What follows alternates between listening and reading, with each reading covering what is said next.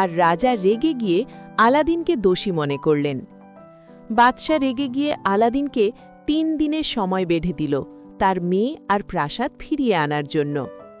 Aladdin আঙ্গুলের আংটির জিনকে ডাকল। জিন বলল, আমি আপনার জন্য কি করতে পারি মালিক? আলাদিন বলল, আমাকে জেসমিনের কাছে নিয়ে যাও। ঠিক আছে আমার মালিক।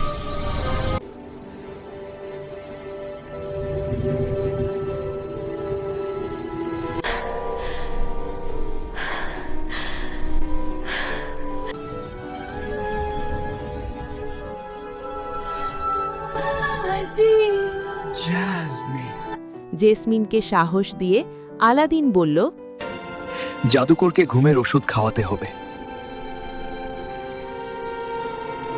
জেসমিন চতুরভাবে ঘুমের ওষুধ মিশিয়ে জাদুকরের কাছে দিল।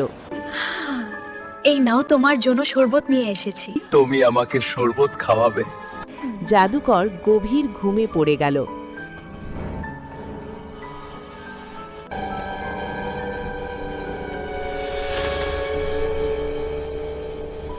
আলাদিন চেরাগটি জেসমিনের কাছ থেকে ফিরে পেল।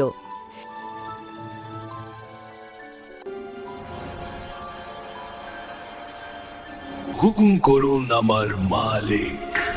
জেসমিন আর মহল আগের জায়গাতে ফিরিয়ে নিয়ে যাও, আর জাদুঘরকে এমন জায়গাতে রেখে এসো যেখান থেকে আর কখনো যেন ফিরে আসতে না পারে।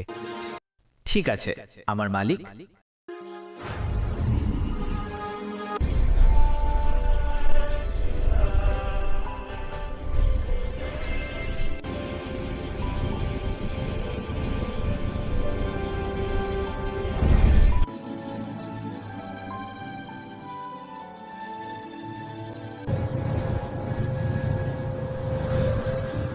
শেষ পর্যন্ত জিন সব ঠিক করে দিল।